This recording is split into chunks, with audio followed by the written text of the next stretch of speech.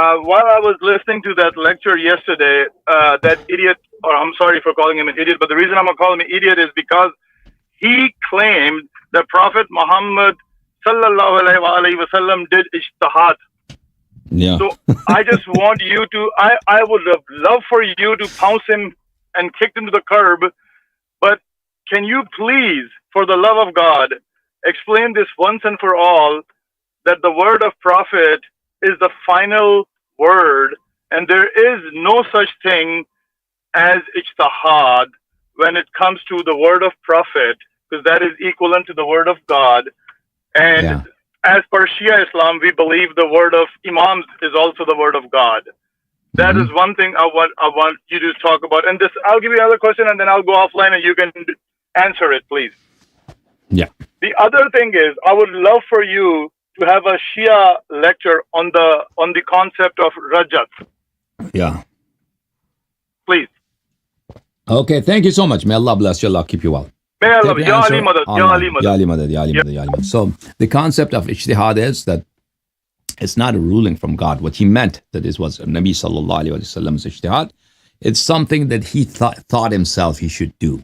God did not command him. He was not doing this because Allah wanted him to do this. So it's something he came up with this. He said, okay, I write you a final will, after which you will go astray, will never go into deviation. So this is something Nabi sallallahu alaihi wasallam thought himself, and he made a mistake. He was in error because when Umar explained to him that it's useless what you're doing, he affirmed Umar that Umar is right, I'm wrong. So this goes against many things. First of all, Nabi sallallahu alaihi wasallam does not do ijtihad. He was not a mujtahid. He was not a mufti. Mufti is who? Mufti is all these ulamas that you see on the street. You see in your neighborhoods, muftis. They do give fatwa. They can look at something that they like, they think it's good. They say, give a fatwa out of their own qiyas, out of their own mental calculations that it's good or bad. Nabi sallallahu alaihi wasallam doesn't do that, because he's a divinely appointed guide from Allah subhanahu wa ta'ala. Quran clearly says, and I mentioned this yesterday, in attabi'u illa ma yuha ilay. This is not in one place in Quran, in more than one place in Quran, that I do not follow except that which has been sent down to me from Allah. He doesn't follow anything but wahy. And then Quran says, وَمَا يَنْطِقُ عَنِ الْهَوَىٰ إِنْ هُوَ إِلَّا وَحْيٌ يُوحَىٰ. He does not speak out of whim like other people do.